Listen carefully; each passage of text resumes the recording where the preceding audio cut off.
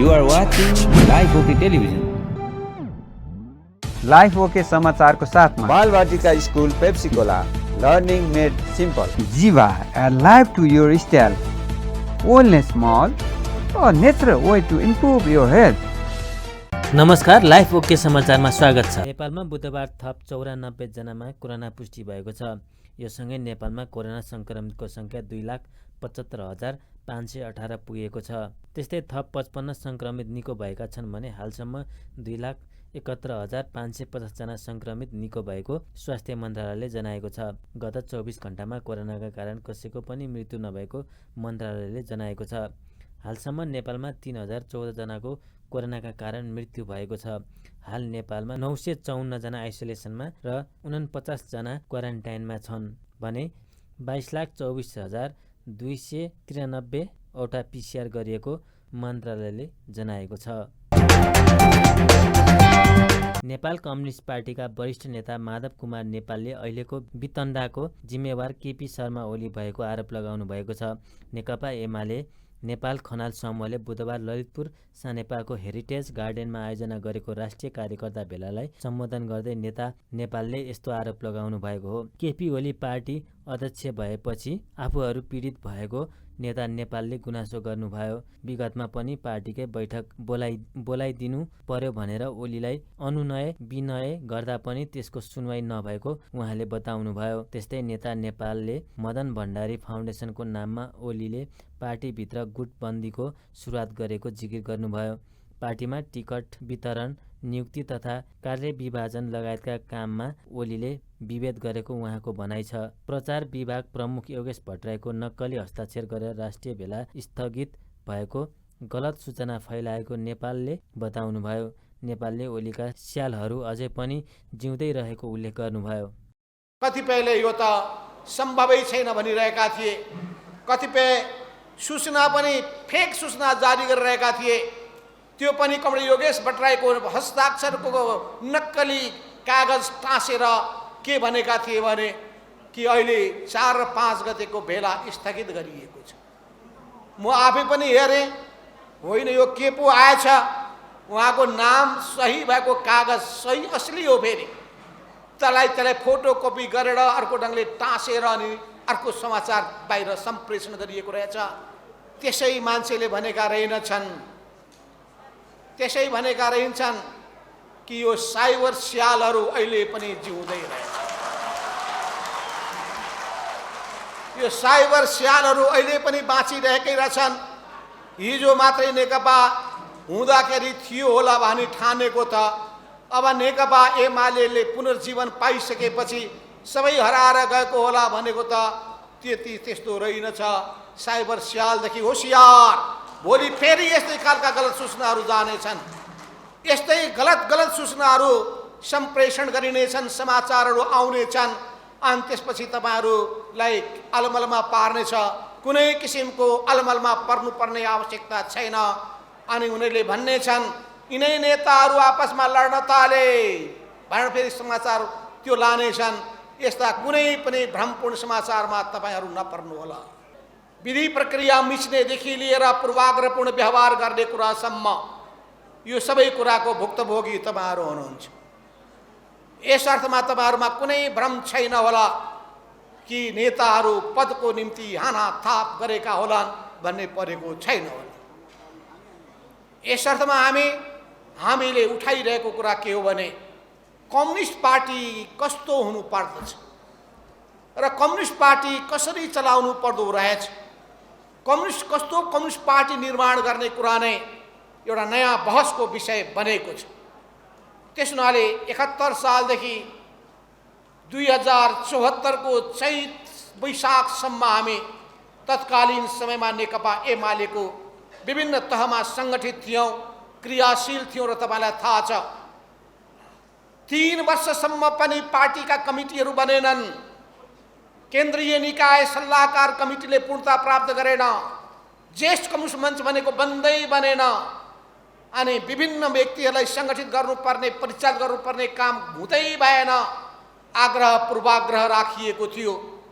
त्यसपछि 2075 को जेठ 3 गते पार्टी एकीकरण भयो, पूर्व नेकपा एमाले र त्यसपछि पूर्व नेकपा माओवादी मिले, नयाँ पार्टी बन्यो, नयाँ जोस जाँगर पलायो। अब त पार्टी राम्रो ढङ्गले अघि बढ्ला भन्ने आशा जागेर आयो, त्यो जागेर आउन पाएको छैन। पहिलो गाँसमै ढुङ्गा सुरु भयो। पहिलो गाँसमा ढुङ्गा के भयो भने भएको सहमतिको उल्लङ्घन गर्दै केन्द्रीय कमिटीमा ल्याउन सहमति भएको मान्छेको नाम बिचैमा काटियो। सहमति नभएका 2 जना व्यक्तिलाई केन्द्रीय कमिटीको आमन्त्रित सदस्यबाट थपेर सर्कुलर जारी गर्ने काम गरियो। हामीले सुरुमै विरोध गर्यौँ, यो स्थिति त कहिल्यै पनि थिएन। त्यस्तै बेलामा एमालेका वरिष्ठ नेता झलनाथ खनालले पार्टीभित्र केपी ओलीले गुटबन्दी सुरु गरेको आरोप लगाउनुभयो। ओलीका कारण पार्टीभित्र विधि पद्धति मिच्नुका साथै पार्टीमा वैचारिक र सैद्धान्तिक काम सुन्ने भएको उहाँको भनाइ छ। उहाँले पार्टीका कुरा नसुन्ने मात्र होइन, पार्टीका बैठकहरू पनि राख्न छोड्नुभयो। पार्टीका नीति पद्धतिलाई सम्पूर्ण रूपले अस्वीकार गर्ने खालका कामहरू गर्न थाल्नुभयो। त्यसले गर्दाखेरि पार्टी जुन ढङ्गले एकीकृत भएको थियो, त्यो एकीकृत पार्टीलाई जसरी एकीकरणको दिशामा लानुपर्ने थियो, हामीले 2 महिना 3 महिनाभित्रमा एकीकरण सम्पन्न गरिसक्ने भनेर विगत 75 साल जेठ 2 गते एकीकरण गरेका थियौँ। तर त्यो 3 महिना त परिजाओस्, 3 वर्ष पुग्दा पनि पार्टी एकीकरण हुन सकेन। आखिर त्यो पार्टी जुन ढङ्गले चाहिँ एकीकृत भएको थियो त्यसलाई बचाउन पनि सकिएन। आदरणीय कमरेडहरू, यसरी केपी ओलीले जुन ढङ्गले 3 वर्ष नेतृत्व गर्नुभयो, यो नेतृत्व वास्तवमा दक्षिणपन्थी अवसरवादी बाटोतर्फ गयो। पार्टीका कार्यदिशा नीति सिद्धान्त अनुरूप भएन। पार्टी दक्षिणपन्थी भड्काउमा भासिँदै गयो। पार्टी अनेक षड्यन्त्र नेतृत्वको षड्यन्त्रकारी चालबाजीमा फस्न थाल्यो। पार्टीमा व्यापक रूपले गुटबन्दी बढ्दै गयो। तपाईँ हामीलाई थाहा छ, हामीले चाहिँ नि गुटबन्दी समाप्त गर्नुपर्छ भनेर धेरै लामो अवधिदेखि आवाज उठायौँ। तर केपी ओलीले उहाँले नै गुट सुरु गर्नुभयो। यो पार्टीमा गुटबन्दी सुरु गर्ने नेता अरू कोही होइन, केपी ओली हो। अष्टलक्ष्मी साक्यले पार्टी अध्यक्ष केपी ओलीको समूहले फागुन 28 गते गरेको निर्णय सच्याए मात्र छलफलमा बस्न सकिने स्पष्ट पार्नुभयो। उहाँले अहिलेको अवस्थामा पार्टीलाई विधि पद्धति अनुसार चलाउनु पर्ने जिकिर गर्नुभयो। मार्क्सवाद लेनिनवादलाई सृजनात्मक प्रयोग गरेर यो देशको मुहार फेर्न सकिन्छ भनेर जनताको बहुदलीय जनवादलाई सृजनात्मक रूपबाट हामीले अगाडि बढाएका थियौँ, प्रयोग गरेका थियौँ, त्यो ढङ्गले अगाडि बढेका थियौँ। तर आज हामी यो अवस्थामा पुगेका छौँ। त्यसो भएको हुनाले पनि म सम्पूर्ण कमरेडहरूलाई यो बेला आवश्यकता छ, यो महत्त्वपूर्ण बेला, यो विशेष बेला। मैले अघि पनि भने यो गुटको बेला होइन, यो पार्टीले आयोजना गरेको बेला। त्यसैले नआत्तिनु होला। तपाईँले 2 दिन बसेर कसरी पार्टीलाई अगाडि बढाउने होला भनेर चाहिँ आफ्नो विचारहरू राख्नु होला, महत्त्वपूर्ण सुझावहरू राख्नु होला। तपाईँहरू पनि धेरै लामो समयदेखि कम्युनिस्ट आन्दोलन लाग्नु भएको छ, धेरै दुःख कष्ट ठक्कर हन्डर खाएर लाग्नु भएको छ। एउटा ठुलो इमान्दार पङ्क्ति यो हो, ठुलो अनुशासित पङ्क्ति यो ठाउँमा अहिले चाहिँ उपस्थित हुनुहुन्छ, त्याग र बलिदान गर्न तयार हुनुहुन्छ। त्यसो भएको हुनाले पनि म सम्पूर्ण कमरेडहरूलाई महत्त्वपूर्ण यो बेलामा आफ्नो विचार र सुझाव राख्नको लागि म अनुरोध पनि गर्नेछु। हामी छलफल चलाउँछौँ, ग्रुप छलफल चलाइरहँदाखेरि त्यो मार्फत चाहिँ विचार सुझाव आओस्। हामी कसरी अगाडि बढ्ने, हामीले कसरी चाहिँ कम्युनिस्ट आन्दोलनलाई चाहिँ एकीकृत गरेर अझै बलियो बनाउने। कम्युनिस्ट आन्दोलन मात्रै होइन, वामपन्थीहरूलाई एक ठाउँमा राखेर कसरी वामपन्थी एकीकृत गर्ने हो, त्यो एकतालाई कसरी बलियो बनाउने। अनि लोकतान्त्रिक वामपन्थी मात्रै होइन, लोकतान्त्रिक शक्तिहरूलाई पनि यो बेला हामी लोकतन्त्रमा छौँ, गणतन्त्रमा छौँ। मैले भनिसकेको छु, लोकतान्त्रिक शक्तिहरूलाई पनि अझै केन्द्रीकृत गरेर एकीकृत गरेर सबै पार्टी बलियो होस्, कुनै पनि पार्टी नफुटोस्, अझै बलियो बनाएर लोकतन्त्रलाई पनि बलियो बनाएर हामी अगाडि बढौँ। हाम्रो चाहना त्यो हो। त्यसो भएको हुनाले पनि यो बेलाले हामीलाई महत्त्वपूर्ण सहयोग गर्नेछ। पार्टीलाई अगाडि बढ्नको लागि अप्ठ्यारो स्थितिमा छौँ हामी धेरै, तर त्यो अप्ठ्यारो स्थिति चिर्न सक्छौँ। मलाई विश्वास छ यही पङ्क्तिबाट हामीले चिर्न सक्छौँ, यही नेतृत्वबाट यो अप्ठ्यारो स्थिति चिर्न सक्छौँ र कम्युनिस्ट आन्दोलनलाई सशक्त भएर आशावादी बनाएर देशको मुहार फेर्न सक्छौँ। जनताको आशा र भरोसाको फेरि पनि केन्द्रबिन्दु बनेर हामी देशको नेतृत्व गर्न सक्छौँ। राष्ट्रिय कार्यकर्ता भेलाबाट आगामी 3 महिनाको कार्यदिशा बनाउने सो पक्षले जनाएको छ। भेलामा पहिलो दिन सहभागीलाई विभिन्न 10वटा समूहमा विभाजन गरेर समूहगत छलफल भएको छ भने 10वटै समूहमा उठेका सुझावलाई एकीकृत गरी बिहिबारको बैठकमा प्रस्तुत गर्ने कार्यतालिका रहेको छ। बैठकले प्राप्त सुझावका आधारमा आगामी 3 महिनाका लागि कार्यदिशा बनाउने र त्यसलाई सभाले पारित गर्ने बताएको छ। सङ्घीय संसदीय सुनवाई समितिले सर्वोच्च अदालतका प्रस्तावित न्यायाधीश द्वय कुमार चुडाल र नहकुल सुवेदीको संसदीय सुनवाई प्रक्रिया सुरु गरेको छ। सिंहदरबारमा बुधबार बसेको समिति बैठकले उहाँहरूको संसदीय सुनवाईबारे सर्वसाधारणलाई जानकारी गराउन र त्यस सम्बन्धमा कुनै गुनासो एवं उजुरी भए समितिलाई जानकारी दिन सरकारी सञ्चार माध्यममा 10 दिने सूचना प्रकाशन गर्ने निर्णय गरेको सभापति लक्ष्मण लाल कर्णले जानकारी दिनुभयो।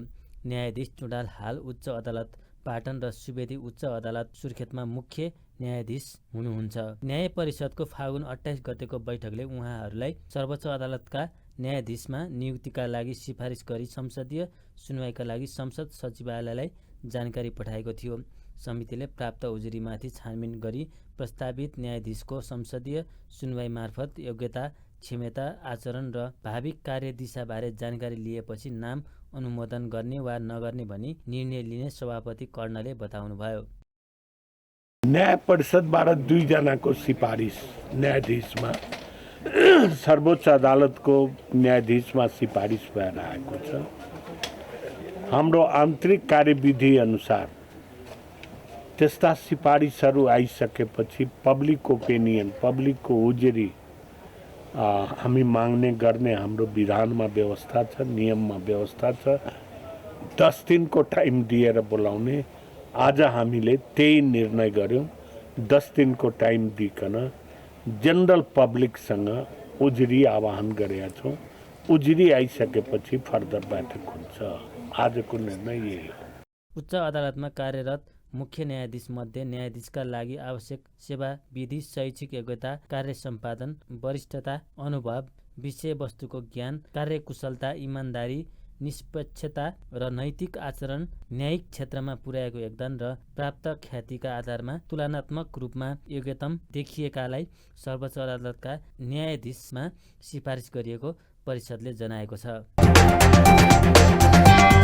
राष्ट्रिय विज्ञान प्रविधि विकास तथा समन्वय परिषदको दोस्रो बैठकले विज्ञान प्रविधि तथा नवप्रवर्तन नीति 2076 को कार्यान्वयनका लागि रणनीतिक कार्ययोजना तयार गरेको छ।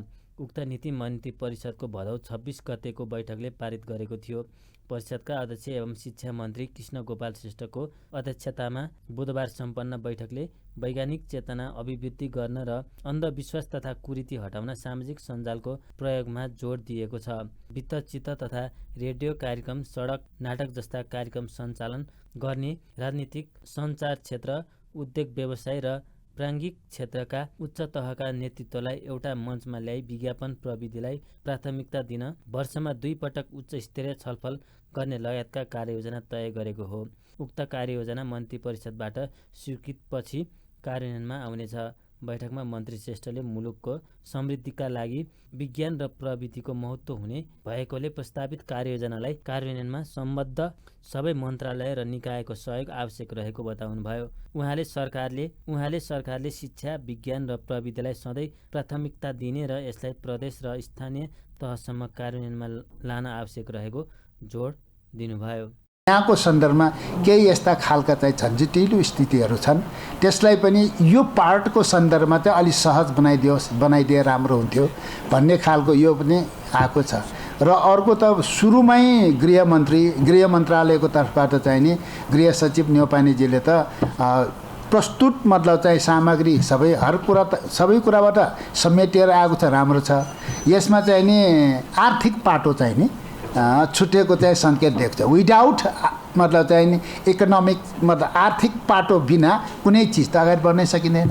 त्यस कारण यो पाटोमा पनि हाम्रो अलिक छुटेको जस्तो देखिन्छ। यसलाई हामीले चाहिँ मतलब चाहिँ व्यवस्था गर्नै पर्छ।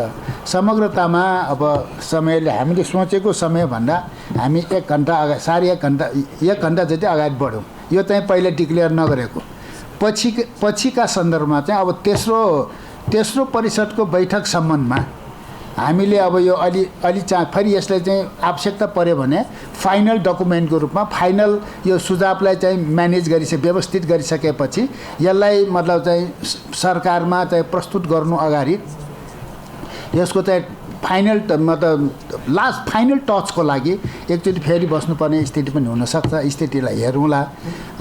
बैठकमा राष्ट्रिय योजना आयोगका सदस्य डाक्टर उषा झाले यस क्षेत्रमा लगानी वृद्धिका साथै कार्यान्वयनका लागि क्षमता वृद्धि पनि सँगै गर्नुपर्ने बताउनुभयो। नीतिमा मन्त्रीको अध्यक्षतामा विभिन्न विश्वविद्यालयका उपकुलपति, मन्त्रालयका सचिव सम्मिलित 21 सदस्यीय परिषद गठनको प्रस्ताव गरिएको छ। नमराज दुरा वैद्यद्वारा निर्देशित नेपाली टेलिश्रृङ्खला कस्तो रमाइलोको शुभ मुहुर्त श्री राजेन्द्र चौलागाईको आयोजनामा सम्पन्न भएको छ, जसको लेखक आकाश बुढाथोकी, सङ्गीत गौरव गिरी, लय शब्द नमराज दुरा वैद्यको रहेको छ। उक्त कार्यक्रममा प्रमुख अतिथिको रूपमा वरिष्ठ कलाकार लय सङ्ग्रौला हुनुहुन्थ्यो। सुनको भाव वृद्धि भएको छ। सुन तोलामा 300 रुपियाँले बढेको हो। यस दिन छापला सुन प्रति तोला 86,900 रुपियाँमा खरिद बिक्री भएको नेपाल सुनचाँदी व्यवसायी महासङ्घको तथ्याङ्कले जनाएको छ। यसै गरी तेजाबी सुन प्रति तोला 86,450 रुपियाँमा किनबेच हुँदैछ। यस दिन चाँदी तोलामा 10 रुपियाँले ओह्रालो लागेर प्रति तोला 1,270 रुपियाँ तोकिएको महासङ्घले जनाएको छ। नेप्से सूचक 1.5% भन्दा धेरैले बढेको छ। यस दिन नेप्से सूचक 40.40 अङ्कले बढेर 2432.14 बिन्दुमा पुगेको छ भने सेन्सिटिभ इन्डेक्स पनि 8.11 अङ्कले बढेर 438.60 बिन्दुमा पुगेको छ।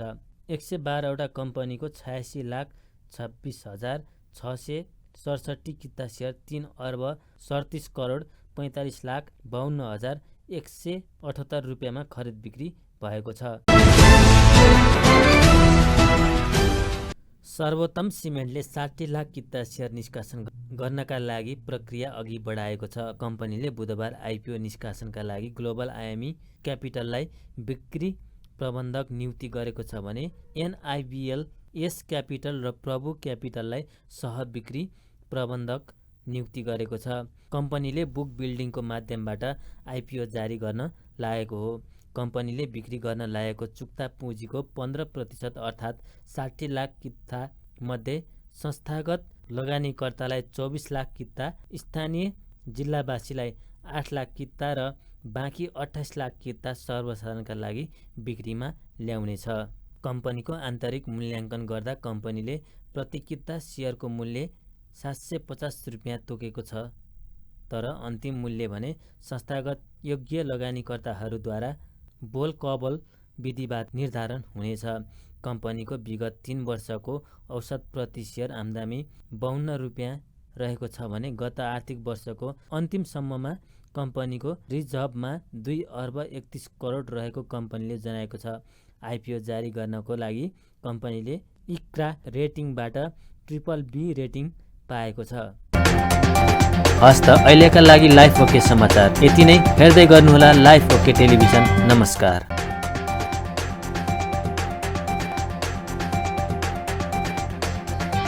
लाइफ ओके समाचारको साथमा Balvatika school Pepsicola, learning made simple. Jiva, a life to your style. Wellness Mall, a natural way to improve your health.